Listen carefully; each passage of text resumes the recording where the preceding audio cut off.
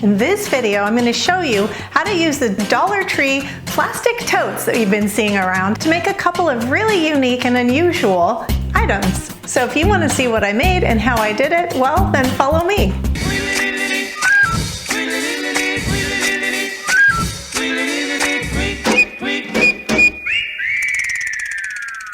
What's up, Glue Dots? I'm Elaine, the Midnight Crafter, and a lot of you have been seeing those plastic totes around that they have at the Dollar Tree. I think they come in gray or like a turquoise color or in a, I don't even remember what other color, but some people requested for me to see if I could come up with something a little different with them. So I did. I'm looking forward to showing it to you because it's something kind of different. Wasn't sure how it was going to come out when I pictured it in my mind, and I actually got a bonus little thing out of it too, which was unexpected even for me. So if you wait till the very end, you'll be able to see what the little bonus thing that I made with the extra pieces was. Well, stick around for it. Before we get to the project though, I would really love it if you join our Glue Dot family by hitting that subscribe button right down below there, and then make sure you hit that bell next to it so that it lets you know when I upload new videos. Also, leave me a comment. Let me know what you think of this project, what you think of my channel. I love hearing from you. Just say hello, whatever it is you want to do. That would be great. Don't forget to give me a thumbs up, and also, don't forget to look in that description box. I keep bringing it up. I'm not sure how many of you actually look down there, but that is where you will find the list of items needed for this project, the link to enter to win a really cute little bling owl keychain, and I do that drawing the first of every month, and other contact information and other good, sometimes fun stuff, who knows, but just go down and check it out too. All right, you guys, are you ready to see this project? Because I'm ready to show it to you.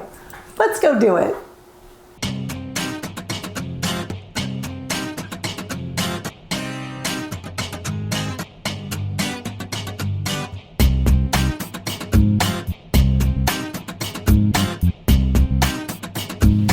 Okay, so we have our beautiful basket here, and the first thing we're going to be doing is we're going to be cutting our beautiful basket. So it's beautiful now, but it's going to be even more beautiful. So figure out how deep you want your wall sconce to be. I'm going to go about to this level here. So it kind of is the one that's in line there. And we're going to just take our scissors and start cutting. So for me, it's right where the curve of the basket starts to happen at the top. And then just cut through each of these. Once you get past that handle, it's not so hard at all. So I've cut both sides, as you can see, and now I'm just going to cut through the bottom. It might be a good idea to make a line so we don't get crooked. It's not going to be super critical because that's going to be the top part. But if you think you might have trouble getting a straight line, at least come around and give yourself a little bit of a marking to know where you're headed. And it just so happens, it's right, I think it's going to go right through where this little dot is on here. So that helps. So just go ahead and cut it. Sorry about my dog barking in the background. He is playing with his favorite ball, and that's about the only time you hear him bark. So we're cutting straight across there, and this is what we've got. Okay, this is what's going to form our wall sconce. You can decide which end you want to be up if you, when we finish it, of course, if you're going to want it to be facing upwards so the light kind of comes up, or if you're going to want it to be facing downward, it's up to you. But we're going to go ahead and cut out the other side as well, since if you want to make two of them, we're going to cut both sides of the basket out so we can make two for this project. Okay, so here are the two pieces. The next thing we're going to do is go ahead and spray paint them. But I just want to show you, this is the piece that is left. And I had a really cool idea for this. So stay tuned till the end and watch the little finished video thingy. And you're going to see how I end up using this one, because this could become a really cute set for a bathroom. Maybe you use these as wall sconces in your bathroom and coordinate it with this. But stick around, another project bonus at the end. So because I'm a glam girl, I'm going to go ahead and do a Glam one for me, and then I'm also going to show you, for those of my Farmhouse people out there, I'm going to go ahead and do one that's a little more of a Farmhouse version of it as well. So I'm going to go ahead and spray paint one silver and probably do the other one in white, and I will be back. You know, before I spray paint them, I'm going to do something, because these are going to take some time to dry. So what we're going to do, I was only planning on doing one of these, but now because I want to do the Farmhouse and the Glam version, I'll be doing two. So I actually need 2 trays. We're going to make do. So I'm going to do one to the fullest and then one kind of to give you guys an idea. But we're going to trace your shape here onto your tray. So you're probably going to need 2 trays if you're doing 2 wall sconces, of course, because they don't both fit.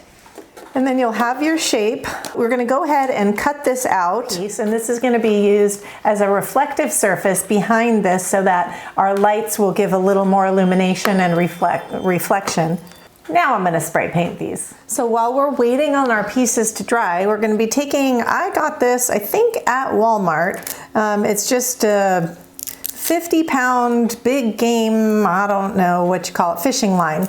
I don't think it really matters how thick or not your fishing line is. This is just what I had. So I'm going to go ahead and take a piece about 10 inches or so long, and we're going to be making a few of these. Depends on how many you want hanging down from your project. Now I'm using parchment paper that I've taped down to my table because it's so much easier to have a non-stick surface with this. And then I'm going to actually take and tape down my fishing line as well onto the parchment paper. So what we're going to be doing is we're going to be creating these. So I'm going to show you how to do that. And this is a technique that I don't remember clearly if I learned it exactly or this is how exactly she did it. Miranda from Creative Living Lifestyles does something similar, and like I said, I don't remember it's exactly how she does it or what, but this is what gave me that general idea of how to do it. So what we're going to do, we're going to be leaving one section that's long enough, a few inches long without any stones on it, and then we're going to start gluing down. And what I'm doing for that is I'm putting a little dot of glue here right on top of my fishing line, and then I'm laying a gemstone right on it. And it looks nice if they're not all perfectly lined up and they're kind of just different directions, just a little more free. And you want to put them pretty close together, maybe about no more than an inch apart. And you'll see why, because we need those to be the base for the other ones that we're going to be attaching. So I'm going to do 6 down on my string here. I'm going to give that a minute to cool off, and then we're going to unstick it and flip it upside down. And we're going to be using 6 more gemstones to attach to the other side of these. The nice thing when it's a non-stick surface like parchment paper, it comes right up. So this is what we have right now with just the one row. Now you're going to put it so those are face down, and you're going to be putting a stone in between each section. So I'm going to put glue on the string again, but more at the base of this other gemstone, and then attaching one of my gemstones on it. And this is why you can see it's kind of important to have these other stones close together, because your stone will need some support. And if you need, you can put a little dot of glue on the other gemstone to sort of help hold it in place. So hold it in place, let it cool off, and then we're going to go down the line and do that with some of the other ones. So I will tell you, the reason I'm showing you this method is so that you have a Dollar Tree option. But for those of you that would like to do something else, buying these crystal strands are so much easier than sitting and making your own strands. And they do have a different look, a little more finished, polished, more expensive look, because they are a little more expensive, but they are also very affordable. So don't be afraid to take a look at that. The link for these will be down in the description box if you're interested in going with this crystal chain. And these are actually not acrylic, they're actually the glass ones. And you're going to be making 3 of these, and then we're also going to be making 2 of these. Now these, it's basically the same idea. Now that is for our Glam version. If you're going to be doing the Farmhouse version, it'll be a little easier. You can use either the same fishing line that we used before for the Glam version, or you can also use some type of twine or something like that. The beads at Dollar Tree, I believe, will fit the twine through it. The beads that I happen to have already at home probably will not, so I'm going to go ahead and use the fishing line. And what I'm going to be doing with that, again, is I'm going to be leaving some space that is extra so that we can hang it from, and then adding beads onto the rest. So I'm just going to grab a few beads here that I already had.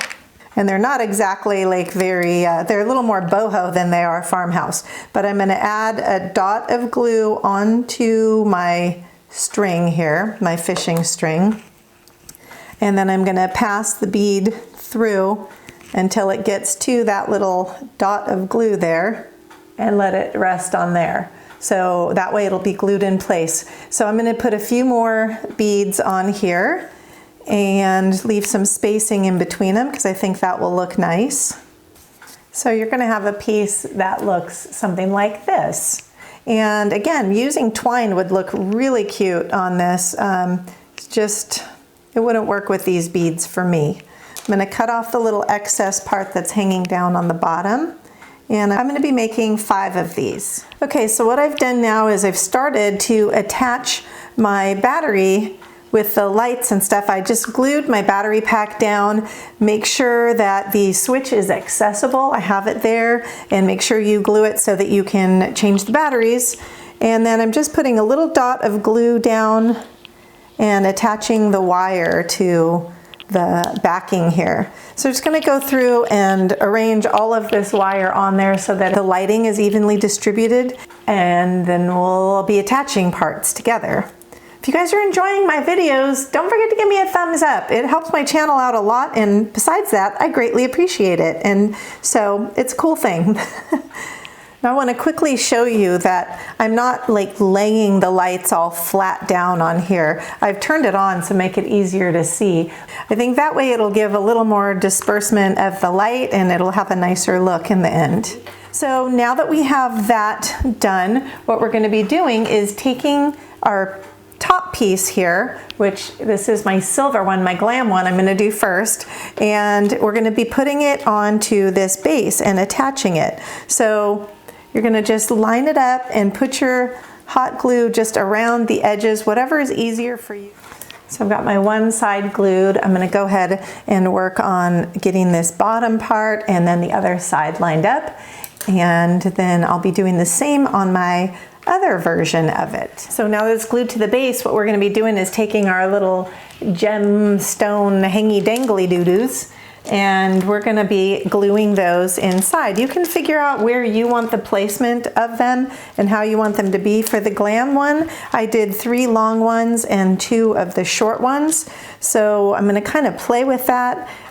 I'll be cutting these strings a little shorter as well, and I'm just going to be gluing those in. So the final step, now that I've got my stones glued on there the way I want them, will be to make some type of a hook to hang it with. So I'm taking a piece here of my fishing wire, and I'm just going to put that down here on the back. I'm going to add some glue to each side of it and just get that glued down. And that is going to be my hook. Now, if you have leftover hooks from maybe some other craft projects, sometimes we pull the backings off of the frames, and they have that extra little part. And I save those sometimes, but I thought I would do this way in case you guys don't have that available. You would, at very least, you know, definitely have the string that you use to attach these beads on. So I'm going to show you a picture of it like this, and I'm also going to show it to you with the other crystal glass beads, which I prefer. And then I'm also going to be showing you the Farmhouse version. But before we actually get to the Farmhouse version, I do want to do something here. This is how it looks spray painted white, and it's really nice, and if you want to keep it white, that's great. But I also want to show you another thing that you can do. And this is going to be using a paper towel or paper napkin and putting a little bit of, I'm using some brown paint, and I'm just going to put a little bit of my brown paint onto my parchment paper since I'm done with that and I won't be using it. Now you can use any number of things to do this. I originally was going to grab some shoe polish to do it, but for the life of me, I can't remember where I put it. So just go ahead and dip your paper towel or paper napkin or whatever you're using and go ahead and just kind of rub it onto the surface area here, and it actually gives a little more definition. I don't know if it shows up on the camera, but it does give a little more definition to that pattern there and kind of breaks up that super ultra whiteness of the paint. Once I get this painted, I'm going to go ahead and do pretty much the same steps I did on the Glam version and put this all together. And then I will be showing it to you now. And if you'd like to, on the Farmhouse version, and you can actually add maybe some nautical rope to trim out these edges with. I may go ahead and do that, I'm not sure yet. And then on the bling version, on this area here, you can add some little gemstones, the little self-stick little ones that you can get at Dollar Tree. So there are plenty of options. Use your imagination, decorate it as you would like, and go for it. I have this little scrap piece of nautical rope that I'm gonna actually use to embellish this one.